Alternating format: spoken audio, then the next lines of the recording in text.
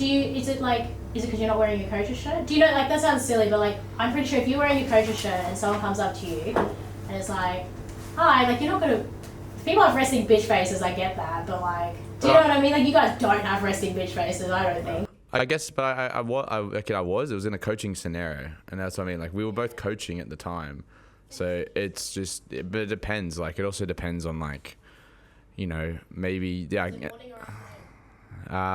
In this scenario, it was a morning, and that's why I said I said to this person, I was like Michael has had a hard week in general, so maybe he's just less like bubbly or enthusiastic as he normally is. And I was like, and it's also me as well.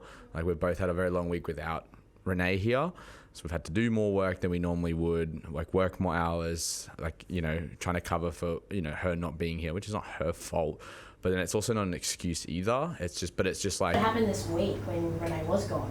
Yeah. So there's a reason why then. Like, you can't really, like, do you know what I mean? And that's what I mean. Like, I feel like Renee's more approachable as a coach, just because, you know, not only is she a female, she's short, she's always like smiling, bubbly, and then she's always...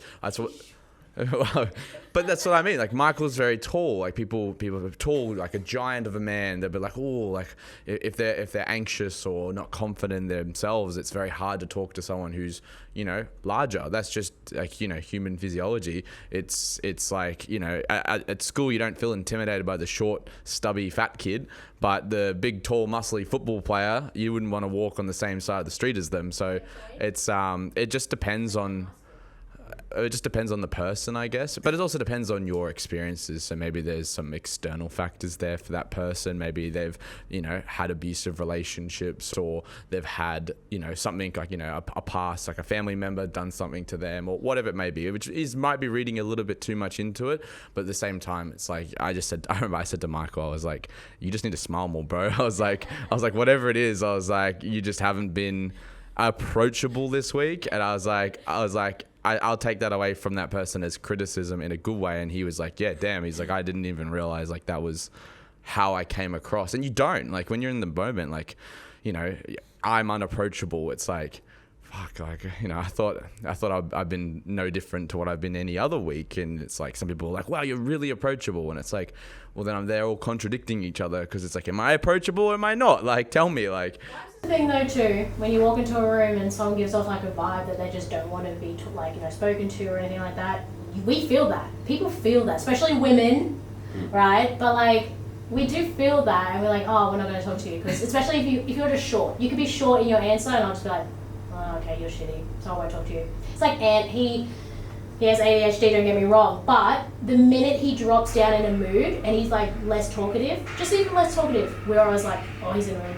Even though he's not actually in a mood, he's just, we say he's in a mood. Just less bubbly. And that's what I guess as well. It's like, it's not just the mood that makes up for it as well. It's like, it's how much attention you're providing the other person. Like, if someone's talking to me and I'm kind of glaring off in the distance, or like I pull my phone out, or I'm like, oh, and like I'm kind of thinking of an answer, but I'm kind of giving them a broken answer, or I don't actually answer the question that they give me. I just answer something else, or I just preempt the answer. Then they're like, well, he's not listening either. So then they're less likely to approach me with a question next time. Or the alternative, if you give them your fullest attention, one of the things I like to do is, like, unless it's like the opposite scenario where I'm in the class, someone random comes over and talks to me who's not a part of a class, and then someone from the class needs to like clarify something, I will unfortunately cut the conversation with the person who's not involved and talk to the primary customer at that point. But reverse the scenario, just say a normal member is talking to me outside of class hours, and then someone else comes up and tries to talk to me, I would just be like, sorry, mate, you're just gonna have to wait for a moment. Unless they're joining the conversation, it's like, you want to try and finish the conversation with the person first. So they feel like they're the most important person. The other person can freaking wait. They're the one who's come over, and like you'd have to be like absolutely like completely unobservant to just like, oh, these two people are talking. My conversation's more important. Like, the ego on that is insane. Like, and people do it like without thinking. They're just like, oh, I really need to tell him this, or I need to tell her that. And like, they'll just come over and be like, you never guess what happened the other day, and you're like having a really deep, meaningful conversation with someone about, you know, how they're struggling at the moment. And they come with this other thing, and they're like, you're like, And then that can be a situation where in the past, I've also made the wrong decision of turning to them and starting a conversation with them and realize that this other person is just kind of left on hold over here, like listening to fucking weight music while I'm talking to this other person about how he clean pulled 120 and then they're like, bruh, I guess the unimportance that they'll feel in that moment, then they're not less likely to have that conversation, not only with you but other people. So it's like how that one moment or that one decision can indirectly and directly affect both people for a long time. Like that's level of trust that they've built with you. That comes down to what you said the other week about the phone. The minute, especially when Michael does this, brings out his phone, I stop talking because I know, one, you're not listening, but two, like, you attack me. No, but like honestly, anyone. It could be anyone. The minute, like if I'm having a conversation with you and you bring your phone out to even just look at the time, I just stop. It's an instant. I can't keep talking because I really know that your attention is not on me and what I'm saying. But you're not the most important person in that sense. Like, and that we've like I said the other day, it's like we've referred to like the mobile phone as important. It's like, so who's calling me at the moment? Oh, I'm waiting for a message or I'm waiting for something from someone else. And it's like, yeah, cool, but like there's a conversation right now happening, like, and then it just shows your level, like where you sit. And like sometimes it can be that scenario, like I'm waiting for my, the hospital call about my wife, she's pregnant. I'm waiting for, some urgent news. And you just say that in the moment. Yeah, you just got to be honest with them and be like, hey, like sorry that I've got my phone around me and like I'm checking it. This is the reason why. And people be like, oh yeah, no worries. Like that's cool.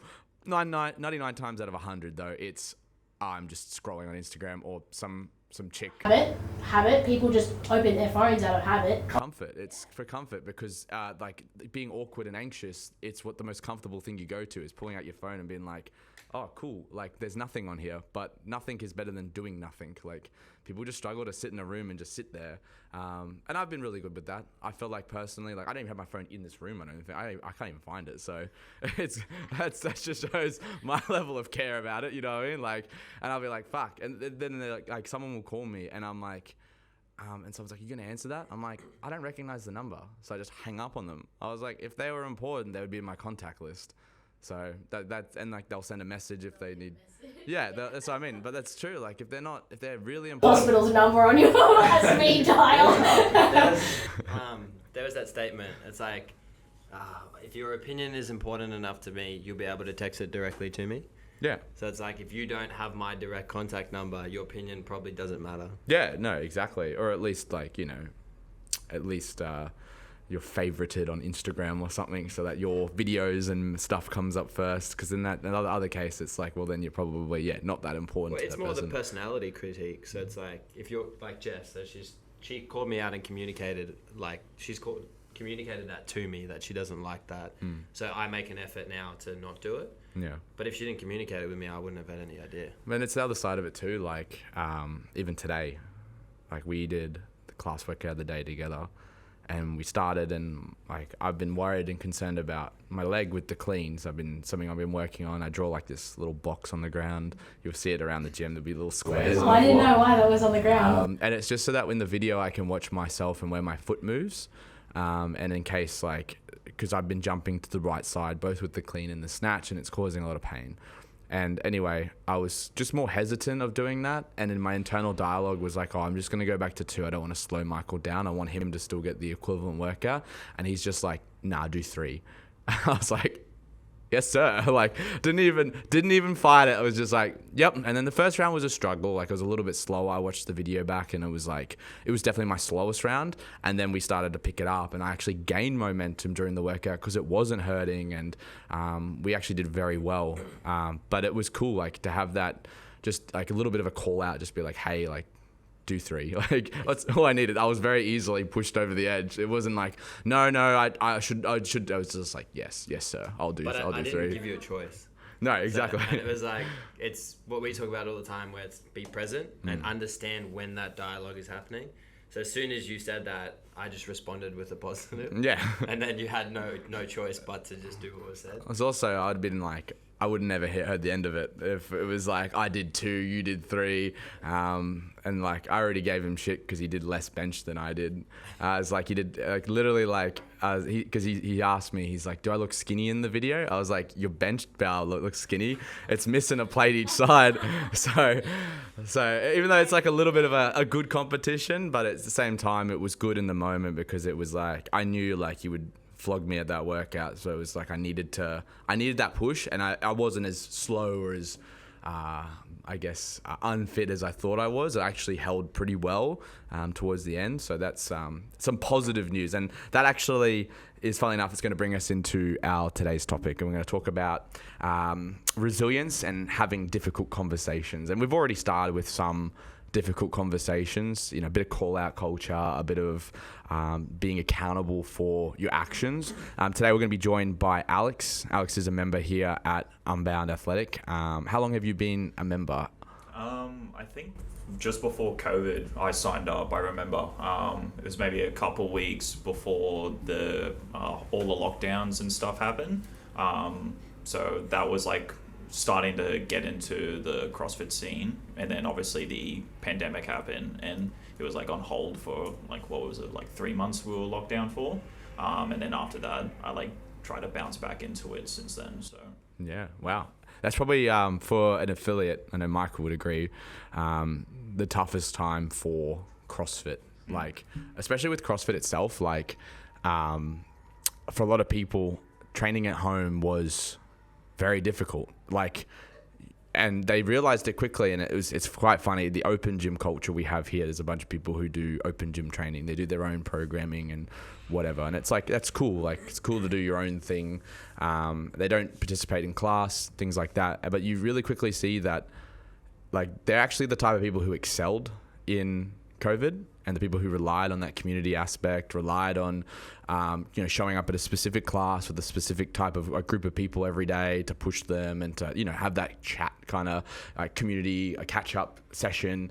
They struggled the most. And like, yeah, you tried as an affiliate to do some online stuff, like to program like at-home workouts, and like to the sense of it, it was just boring and bland.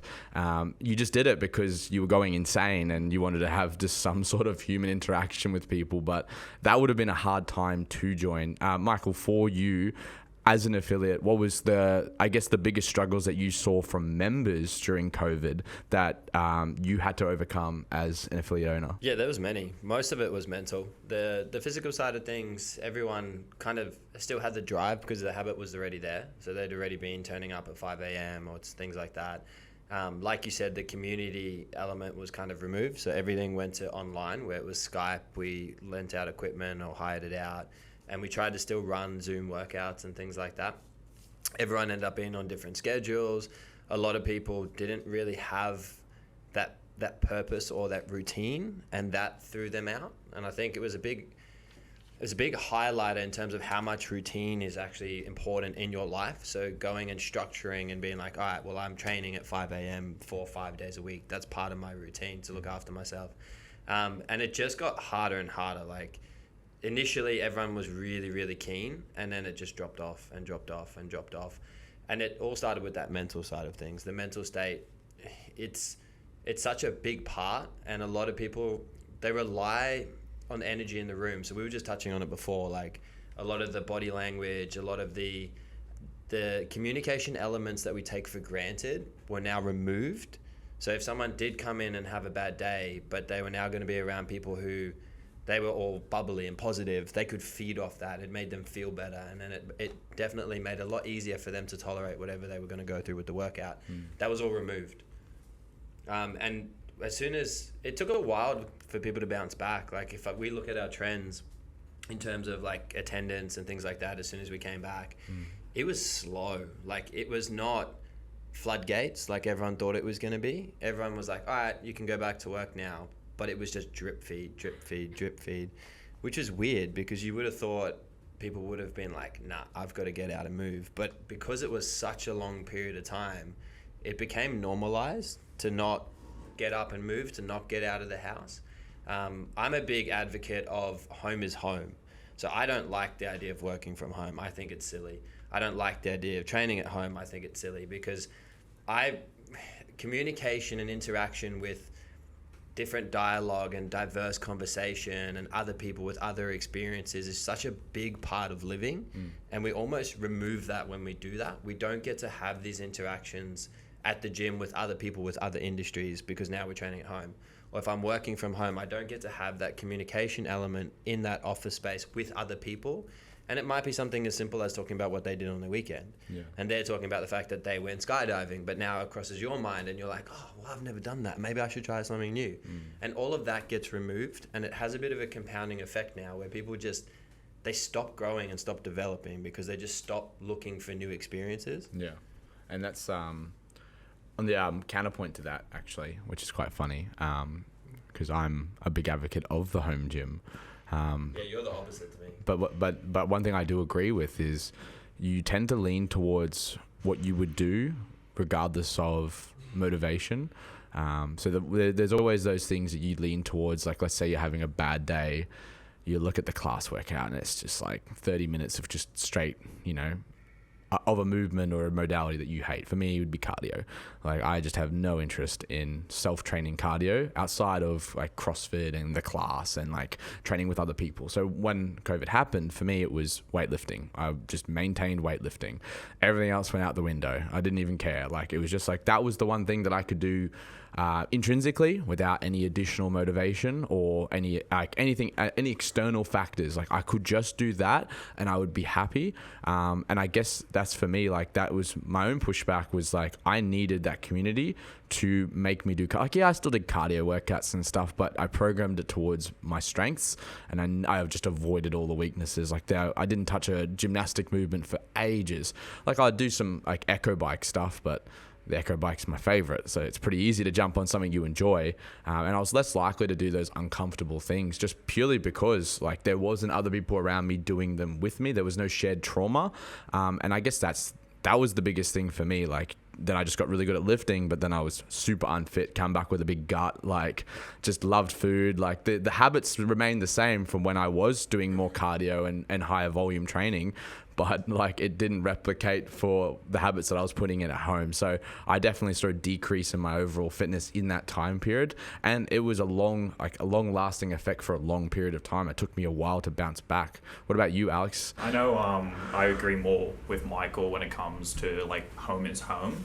I know during that like lockdown period, like I just couldn't really do sessions, or just like it was just boring. Like I go home to relax, not really think about anything or anything like that, and I prefer the community side of things. Even if I was just to come in the middle of the day and to train and stuff, I still rather come here and even train by myself than do it at home personally. So like during that period, I definitely couldn't like train at home or anything like that. It was definitely more just like finding a space that I enjoy to do that. It's very easy to overlook the importance of that balance and change of environment, like that stimulus of just different colors, different conversation, different noises. There's a lot of things that are going on that are helping us develop that we aren't even aware of. It's all subconscious, like it's just happening in the background, and we remove that. And I think we've seen that with society. Like, I don't know about you guys, but it feels like we've just been stalled for 3 years. Yeah. Since 2020. It doesn't feel like anything's got done. No, and it's like people are more comfortable working at home. People struggle to actually put in. I feel like since that time period, people are less likely to be hard workers. They've ingrained themselves like with this mindset of like, oh, I can work from home. I want a life that suits my needs and my stuff. But they don't actually know what their needs are.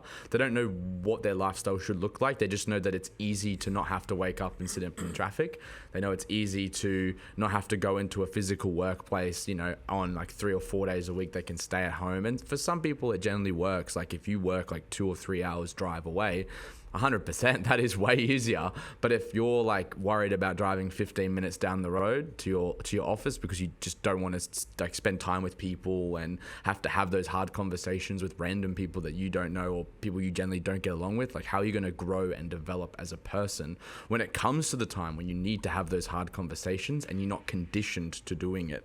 And the other thing I was thinking about with the home training as well, a lot of people they tried their best, but like you said, like the drop-off happened. And the drop-off happened purely because they didn't have that other person there that they normally would in those time scenarios. The accountability, like you see it in CrossFit gyms all the time. Like someone will send you a message like, I haven't seen you in 6 a.m. class for 3 or 4 days now. Are you okay? Like you'll just get someone like that who's caring, who knows like that, you normally show up at that time. And it could simply be like a shift change, or like maybe if you've been sick for a few days, and then you're like, oh shit, like, you feel bad. You're like, damn, mate, maybe I should be going in. Like, no, I'm sick. Like, I'm coming in tomorrow. And then you just reassure them, like, yes, no, I'm all good. I'm coming in. But in COVID, like, everyone was so down and worried about themselves and not worried about dying and, not getting coughed on by some stranger. They just didn't make that effort to, like, message loved ones or people that was close to them before. So then that intrinsic motivation kind of disappeared, and all they were left with was what they could see.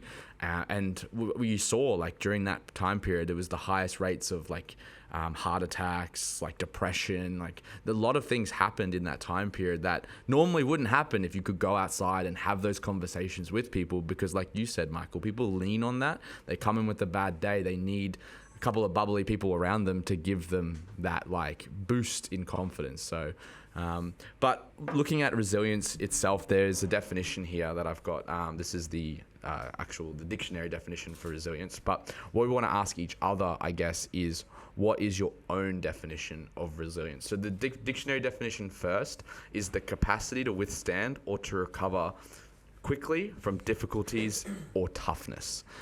So there's a quote here that says, "The oak fought the wind and was broken. The willow bent when it must and survived."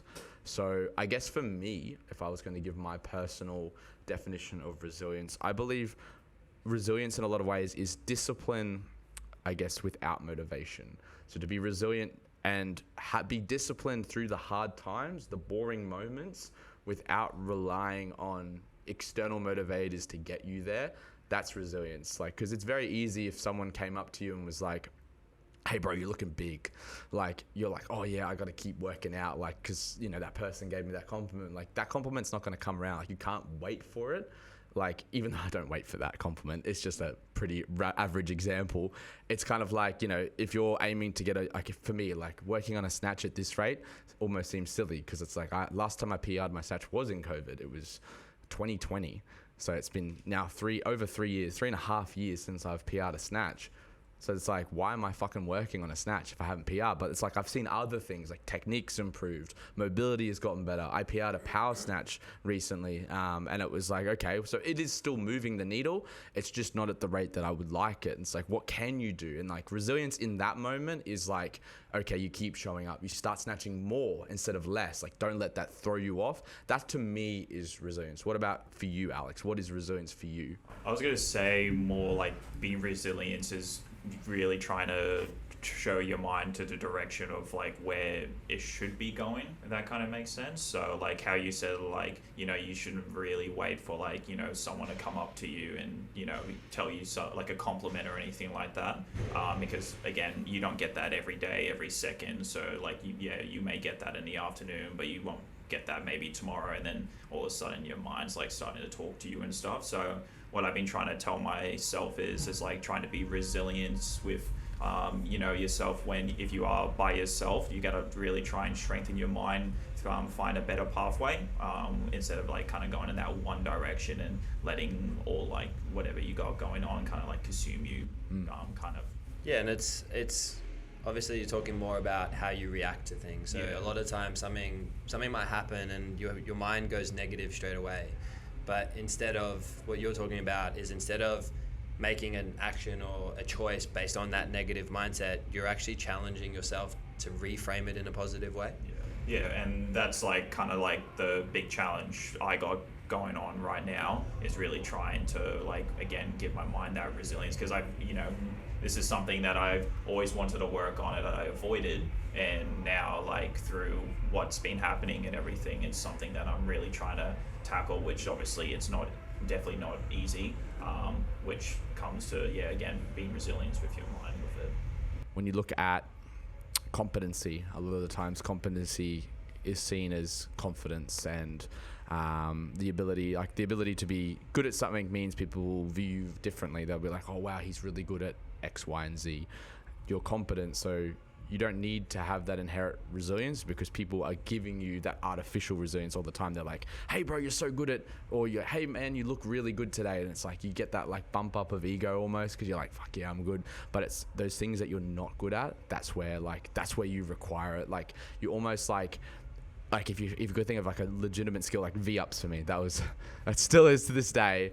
And it's something that like, I needed to make the intention to work on it, because otherwise, like, me just being like, I'm bad at V-ups and just succumbing to the fact that I'm never going to be good at them is a very pessimistic way to think about it. It's not the way that we should be leading by example, saying like, hey, you are bad at something. Maybe, yeah, my mechanics aren't great, or maybe my levers aren't suitable to be able to perform it effectively without effort.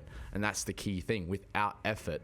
Because as soon as I started putting in some effort, Michael made a cue, or he may have made a point. He was like, hey, like, maybe lead with your chest first. And then things started to come together a little bit more, and it kind of changed my mind from I'm just bad at these to I just need a little bit more work than the average person. And something that my mum told me very recently was that I was born with a bunch of these conditions and issues that I could have used to my disadvantage, but in the short term to my advantage, where people were like, hey, you can't do this, or you struggle doing this. Why is that? And I could have just been like, oh, I'm dyslexic, or, oh, I'm, X, Y, and Z. This is the reason. I put a label on it because, a doctor told me so.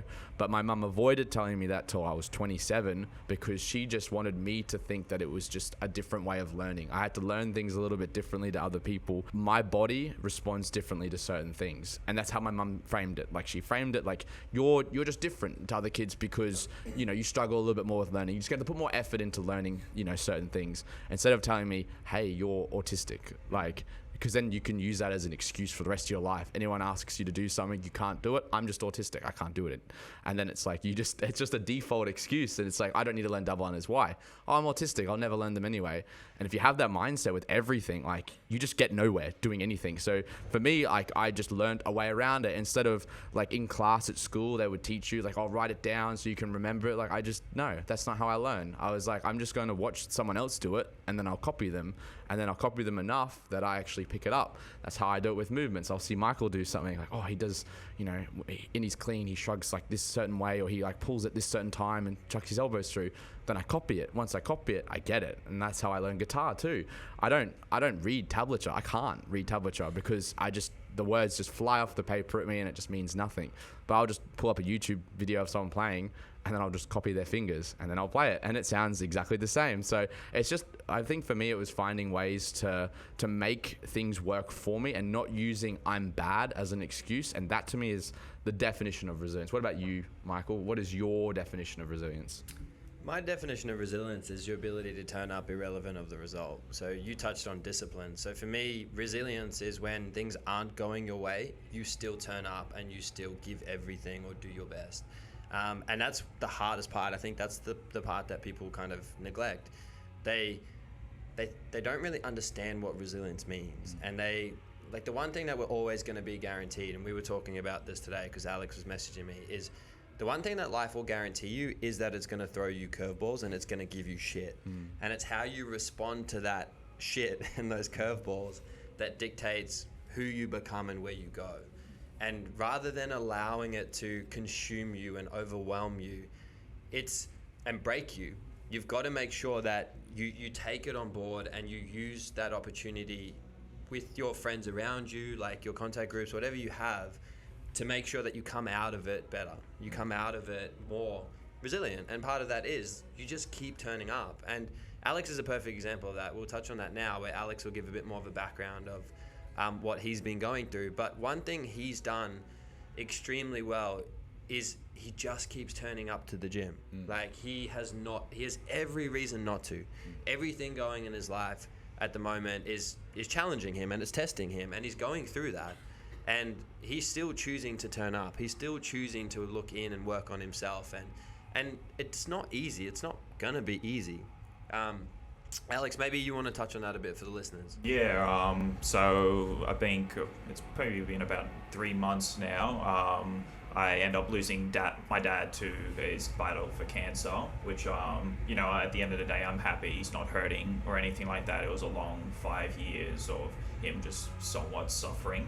And then pretty much after that point, I really noticed there was a big shift and change in my just mindset, mental health, and, you know, touching on like not being resilient of like, you know, the situation, what's been going on with my family and stuff, which end up pushing my ex-partner away, and that end up also curveballing. So it's kind of like, again, really trying to accept the factor, or again, been talking to Michael heaps about it, which I normally firstly never do. I normally am not a talker. And that was again one thing, using the word resilience again, trying to, you know, change personally, and using the gym to come in and really, no matter what, like just come and just do something. So like I know like when I was talking to like Utah, like I hurt my shoulder on the Monday, you know, doing our good old handstand walking, and I just come and now sit on the bike, because personally, instead of me just sitting at home doing nothing, staring at the roof or something, I again use that community to come in, and I just come and just talk to people, sit around, watch the classes, because just personally that's just something trying to do differently compared to what I've done in the past, which is block everyone out, you know, not really do anything, not reach out, talk to any of the people or anything like that. And just over time talking to Michael, and, you know, kind of like the advice that he's given me, like what he said today, was just still coming just to show up. And that's what I'm really just try to tell myself every day, because at the moment, like right now, God is really throwing all the challenges in the world at me, and like I wouldn't wish it upon anyone to experience it, but again, really trying to accept the words that, you know, Michael and heaps of other people have said, like you need, like, use this time for growth. And I know like in about 6 months time, my future self will probably be looking back and like forever grateful for the, you know, the growth I put in to really show, like, you know, the new mindset of being resilient, of no matter what kind of gets thrown at me, I know I can go down a different path and really like use that to overall grow. Yeah, exactly. And on the other side of it, like everyone who makes money lost money at some point. Everyone who has grown fell apart at some point, and that's something that no one really kind of talks about. Like for me, like I literally broke down yesterday, and it's something I would never do. Like I would never cry, and yesterday it just all got to me. Everything just kind of tipped me over the edge, and I fell apart, and I had that point where I was like, okay, like I'm done. But instead of doing that, I just was like, nah, you pick yourself up, like you pull yourself together, and you just deal with it. And part of it was just letting myself feel and letting myself go through that experience. And I know if I don't do that, I can't help other people, because then how am I going to ever be able to help someone if I couldn't even help myself? And that's one thing to look forward to, is once you go through all this, there's always going to be that push-pull. Like you're going to feel like you're making progress, and then you're going to get pulled back a little bit, and then you're going to make some progress, and you're going to get pulled back a little bit. But the one thing that's on your side is time.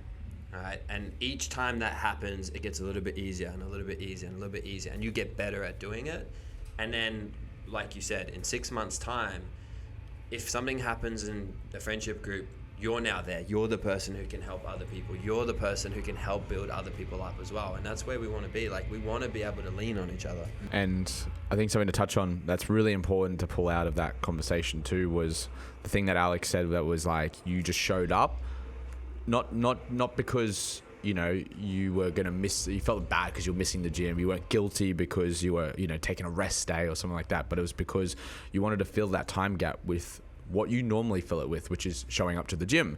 And Michael actually said this in a very early podcast that we spoke about, is when you get sick, or, you know, when you're injured, or, you know, obviously in this case you are injured, you should still fill that time gap in your day with even just coming to the gym and sitting in the car park, or coming in and sitting like on a bike and talking to people. And even if you're not actually achieving anything physically, like mentally blocking out that time will keep that habit. And that's what, when we look back at the the whole situation with COVID, that's what really broke down for a lot of people, is they lost that habit. They lost that time period of the day where they would show up to a certain location to do a certain task. And in this case, it was fitness. Like, you're still showing up, you're on the bike, you're still having those same conversations you would have regardless. Yeah, you might not be achieving much this week in the gym, but what you have achieved long term is maintaining that habit that you've, put in over weeks and months and years, that you're not just going to lose. Because one thing about habits is it takes 21 days to form a habit, 90 days to keep it.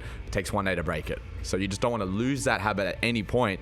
And like you said, if you went home, stayed at the wall, stayed at the roof, like just pitied yourself, but like, fuck, why me? Why not someone else? Why is it me that has to deal with that? You're just not going to progress as a person. Instead, you were like, those thoughts don't need to just be for me. I can look at, vocalizing them to other people. That's something that I've worked on quite heavily with my psychologist. Was when I was in the military, there was a lot of stress I was exposed to that I didn't know how to mentally deal with or how to talk to, because there was no one I could talk to who would understand, because I didn't understand myself why I was stressed. And it turned out a lot of it was due to a stigma I created for myself, which is whenever there was an uncomfortable or hard conversation that came up, I just pushed my emotions down. Instead of having the hard conversation, I avoided it. And eventually over time, by avoiding that hard conversation, it's the death by 1,000 cuts.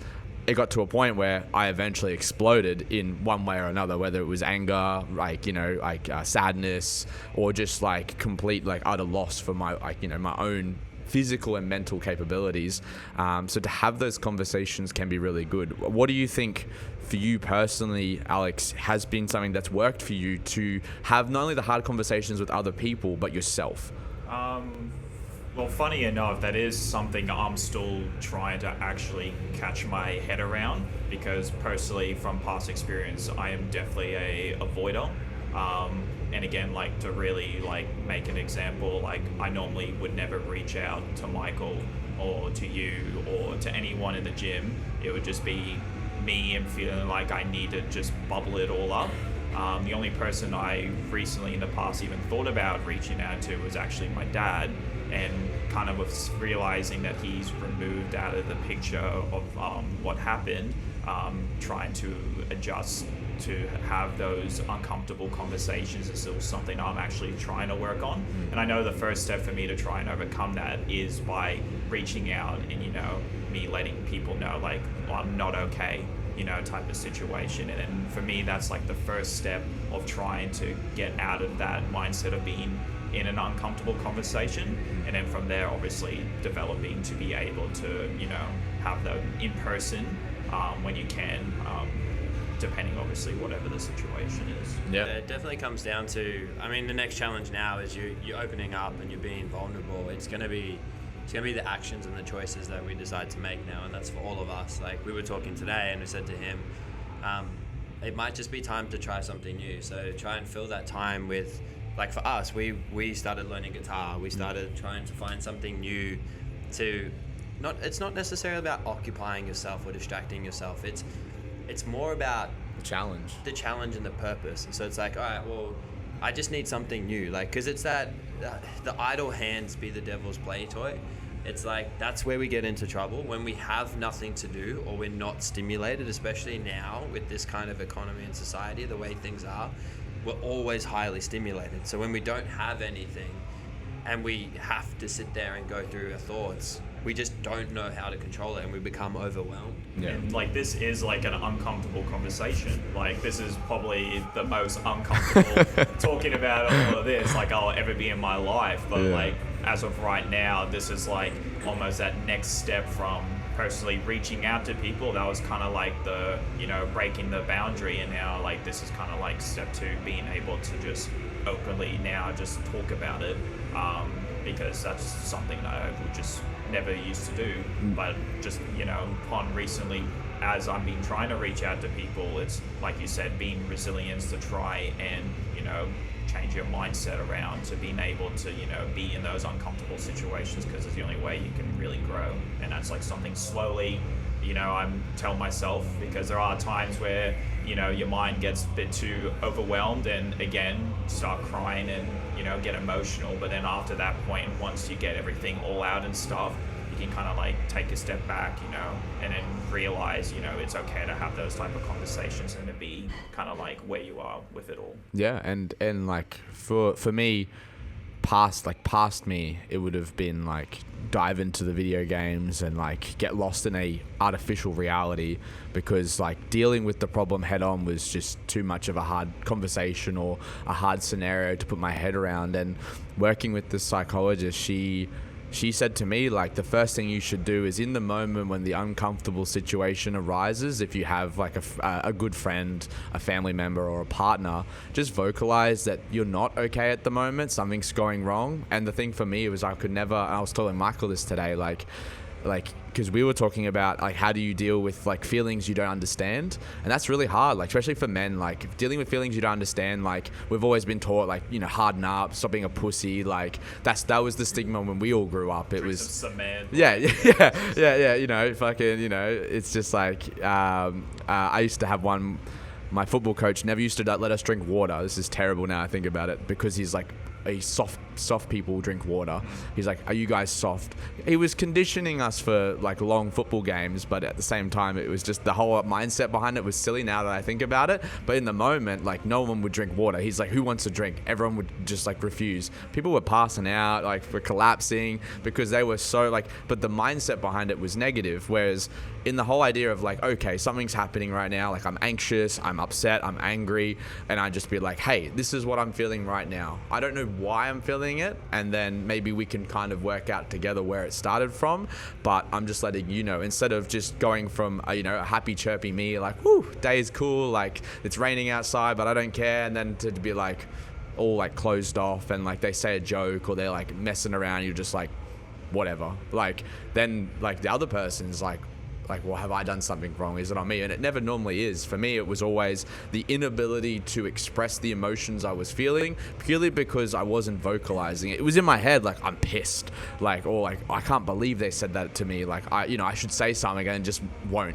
I just freeze and just be like, you know what? I'll just push it down that dark place. And then that place gets full eventually. And then eventually you'll break down, or you get angry, or you snap. And then that's what happens from a lot of fights that relationships generally have. Isn't from one little bad thing. It's not from leaving the dish in the sink. It's not from, leaving a little few crumbs on the bench. It's because you do that so often, they tell you off from it. You never change. And eventually it gets to a point where neither person has communicated their frustrations in a way that you can work on it, and someone just snaps. And it's like I said, it's a collective of small problems that creates a big problem. And if you just address the very first small problem, hey, put your dirty washing in the basket, no worries, you do that, there's no problem is solved. But for some reason, like, just having those conversations can be hard. What about you, Michael? What is a hard conversation for you to have that you've been trying to work on recently? Yeah, so hard conversations are generally going to be critiques, or we call them negative, but we can frame them in a positive way. And something I've been practicing in coaching itself is, we had some people ask, and they were like, oh, can you just give more positive feedback? And we were thinking about from a coaching point of view, and it's like, I understand what they're trying to say, because they do want a bit of like that support, but then at the same time there is a way to frame a negative as a positive. And I was thinking about it in terms of a friendship group, and a conversation that Byron and I had. And one of the conversations that Byron and I had was talking about how your friend responds to a problem you bring up. And an example he used is, he was having a really bad day, all right, and everything was going wrong, and shit was legit going wrong. And the friend wasn't like, no, it's all okay. Like, and that tends to be everyone's first response, where it's like, you go, I'm going to be positive, but you're just fucking lying.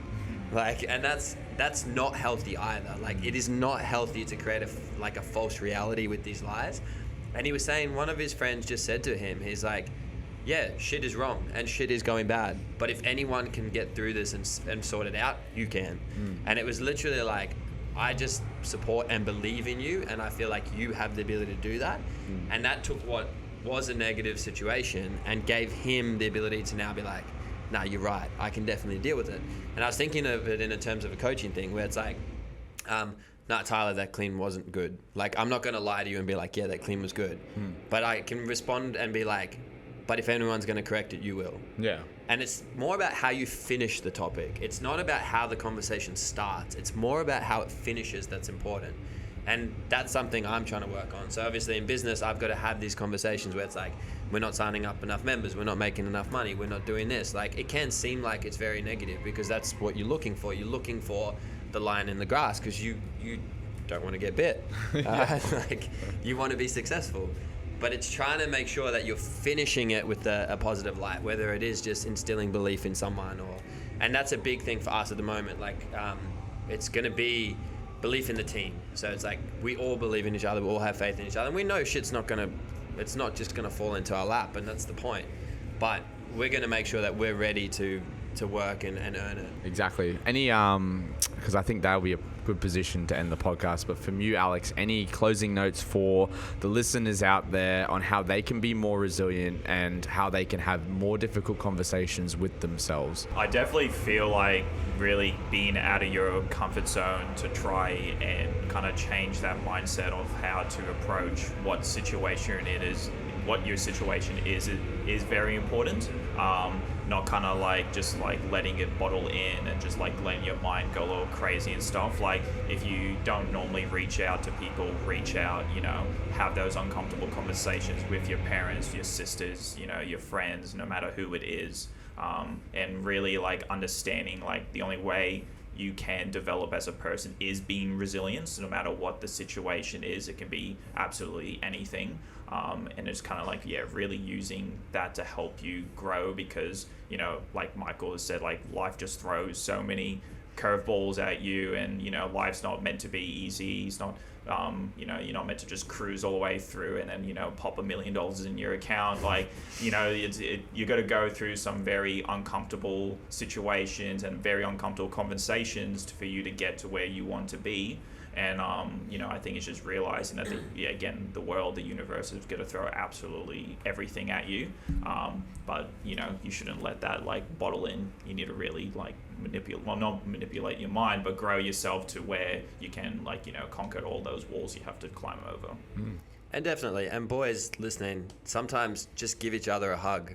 Yeah. Like, we don't even need to say anything. The amount of times that, like, it's happened here before where it's like you just go up and you give your mate a hug. Like, that's enough. Most guys would be like, oh, that's bloody pussy and all that stuff. But like, no, like Michael's done it to me almost every day I've come in and just, just says, how you doing? Just gives a hug. And that bubbly feeling that he kind of just now pushed out of him kind of like went into me.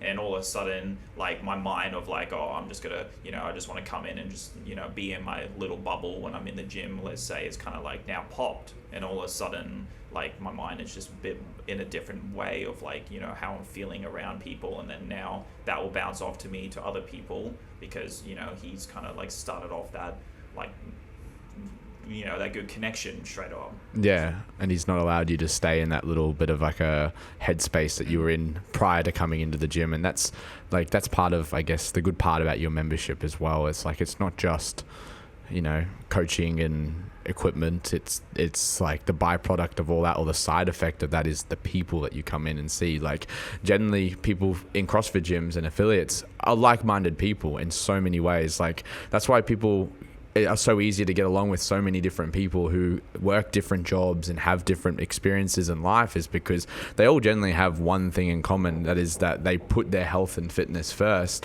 And part of health and fitness is mindset, and it's something that generally gets left out from the average population. The elites obviously talk about it being such a big portion of their training, but for all of us, we can benefit from it in some ways or the other, because we create this artificial stress here so that in the real world, when real actual problems happen, like, you get hurt, something goes wrong, like, you're able to at least deal with it, or you have some tools that you can deal with it better than what you would if you didn't have something like the affiliate behind you, or like the lessons that you learn inside the gym doing a hard Fran or like a long workout, that you have to have those conversations with yourself, like, I can do this. I am better than I think I am, and I'm more than well equipped to be able to get through this. It's just a lot of short-term battles like that over a very long period of time will give you the ability in that actual scenario, that real life scenario when it happens, to be like, no, I can still get through this. It's hard and I understand that, but I've got the people, I've got the tools, I've got the ability to get through that. But I think that's a really nice place to end episode 34. We have Alex joining us, and hopefully he'll have another episode where he joins us again. Yeah, I think we should check in with him in 6 months.